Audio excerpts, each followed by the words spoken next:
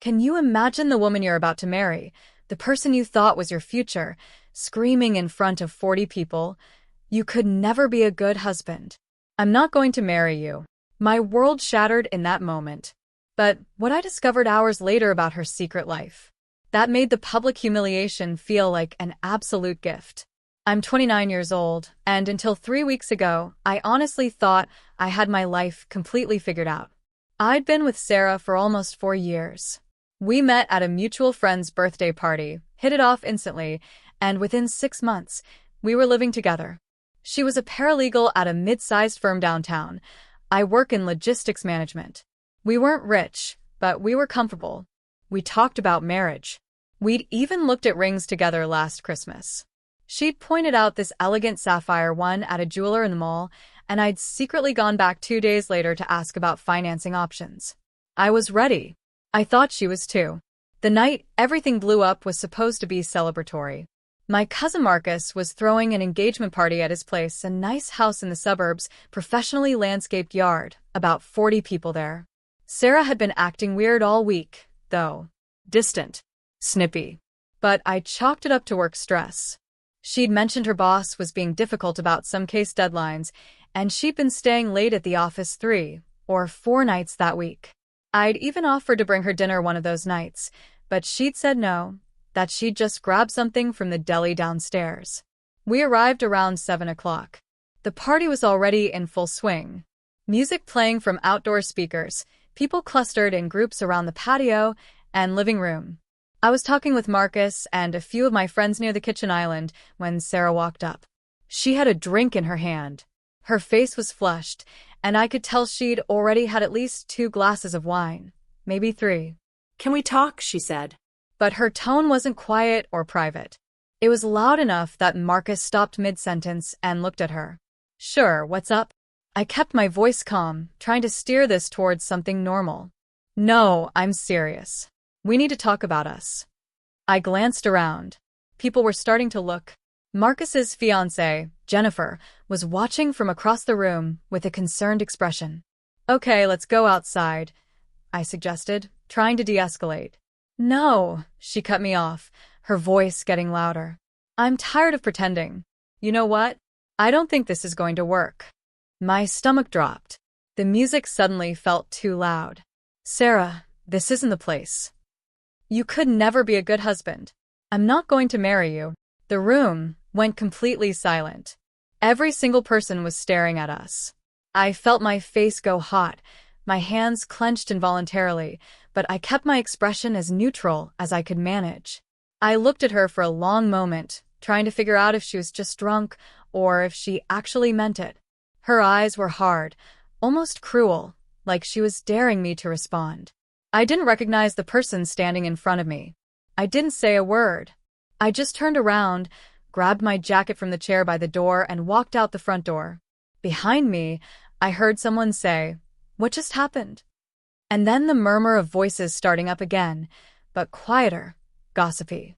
I drove home in complete silence. No music, no phone calls, just the sound of my own breathing and the hum of the engine. My hands were shaking on the steering wheel. When I got back to our apartment, I sat on the couch in the dark for maybe an hour, just staring at nothing. The streetlight outside cast shadows across the wall. I kept replaying the scene in my head, trying to understand what I'd missed, what I'd done wrong. Then my phone buzzed. It was a text from Rachel, one of Sarah's close friends from college. "Do you even know what happened after you left?" I stared at the message for a minute before typing back. "What?" 3 dots appeared immediately. Then, "Can I call you?" "Yeah."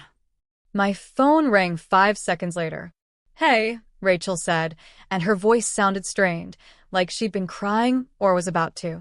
"I don't even know how to say this, but you need to know.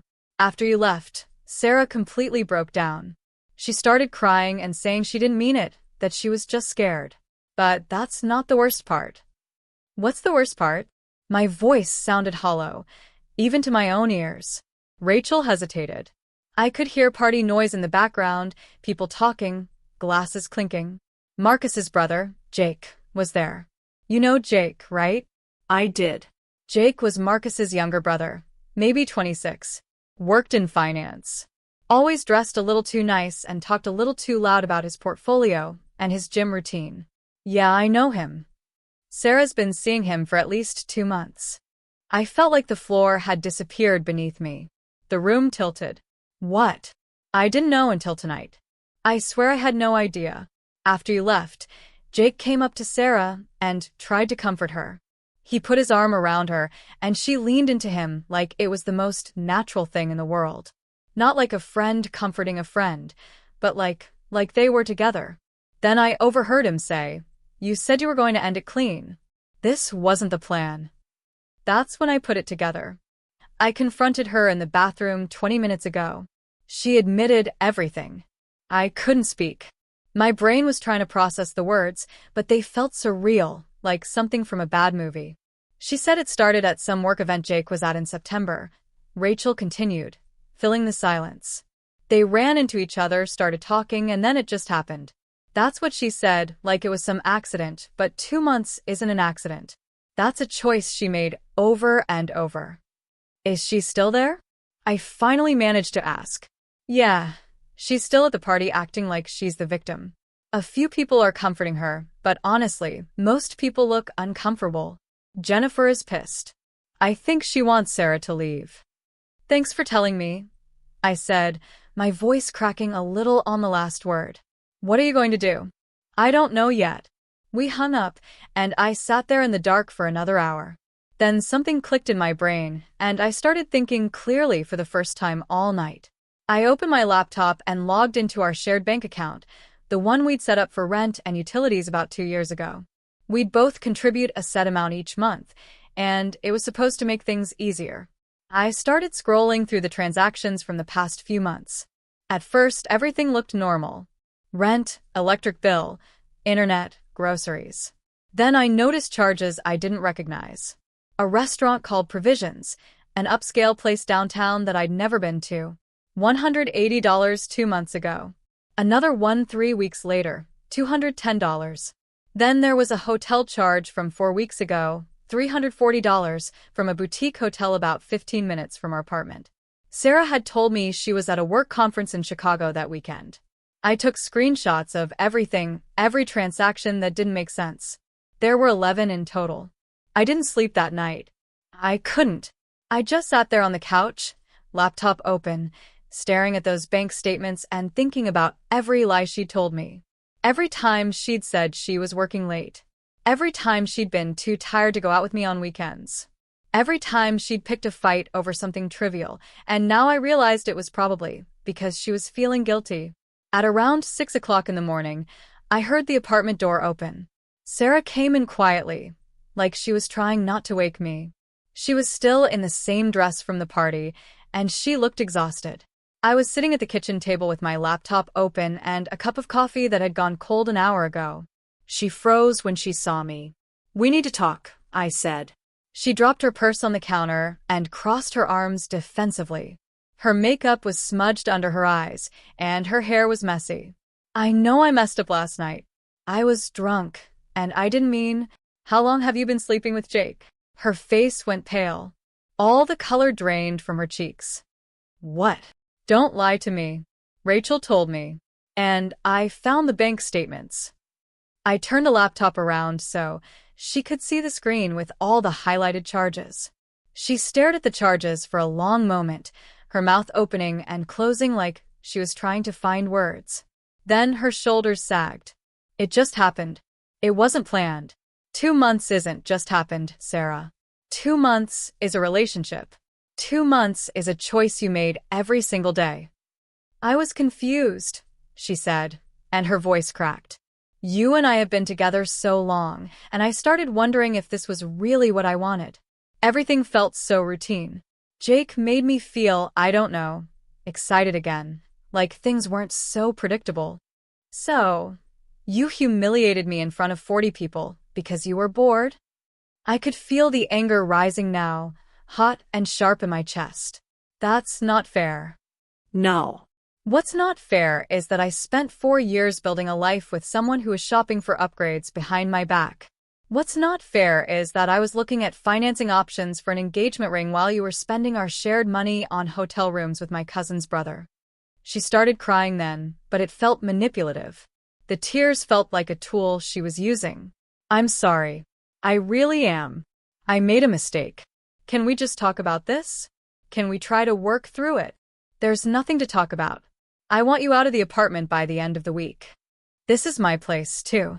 The lease is in my name. You moved in after I'd already been here a year. Check the paperwork if you don't believe me.